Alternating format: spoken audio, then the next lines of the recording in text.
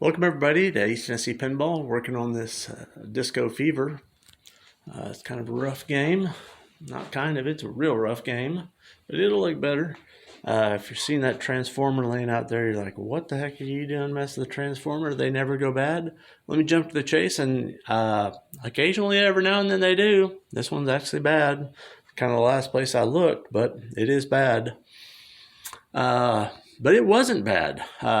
So I got this game. The boards weren't working. I went through all the boards. I went through the power supply. Got the power supply going. Got the MPU where it boot up. Changed a bunch of sockets in it. Changed the interconnect. Had to swap out one of the ROMs. One of the white flipper ROMs was bad.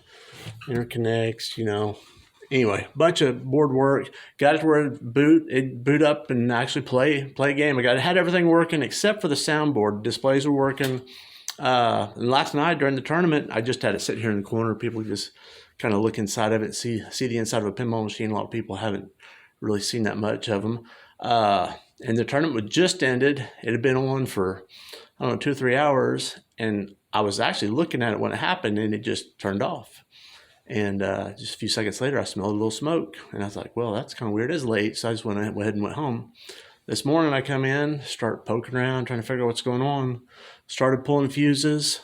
So the first thing I did actually was I got one of these little resettable fuses. This is a 15 amp. That's not what I used. So the fuse that was popping, it was popping the line fuse, the main fuse that comes in from the wall, the 110 volt fuse. It was popping that one. So I got one of these that was actually 5 amp, because these are basically real slow acting, and the 7.5 amp fuse that it's blowing is supposed to be a fast amp. So I put it in one of these 5 amp that's slow, and it's appropriate just for testing, keep you from keeping having to swap out fuses. So I started pulling out the fuses from the power supply, trying to remove some of the voltages from the game to see if it would stop. Wouldn't do it. Started disconnecting the playfield. It was still going. Disconnected these rectifiers. It was still blowing. I finally disconnected this connection, which is the 110 that comes into the transformer. That stopped it from blowing the fuses. So I was thinking probably, I was still not suspecting anything was wrong with this transformer, because the transformers never go bad. I've heard that a million times. I've said it a few times. These wires are jammed up against the cabinet like that. They've all got to come out. There's rubber along this edge to kind of help keep it from fraying, but it's been in there for 50 years. I was figuring one of these wires was going to be abraded and grounding against this and shorting. As far as I can tell, that is not the case. So I have everything disconnected except for the input. This is not connected to anything. No outputs at all. None of the pins are touching one another.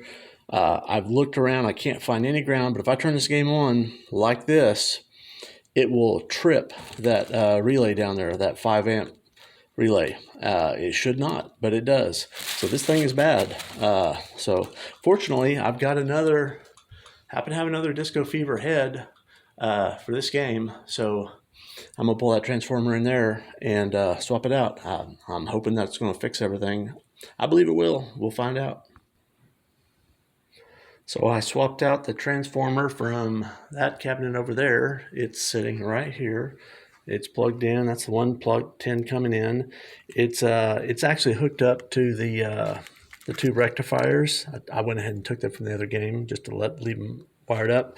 But they're obviously not plugged in anything else. So this thing has basically no place for the electricity to go. Plugged it in, and it's not tripping the breaker anymore. So that's good. Clearly that other transformer was bad. Very rare for one of them to go bad, especially rare for one of them to go bad. The other thing you'll hear people say, they'll show either a transformer and they've got a wax substance inside of them, and they'll get hot and all that wax will pour out of it.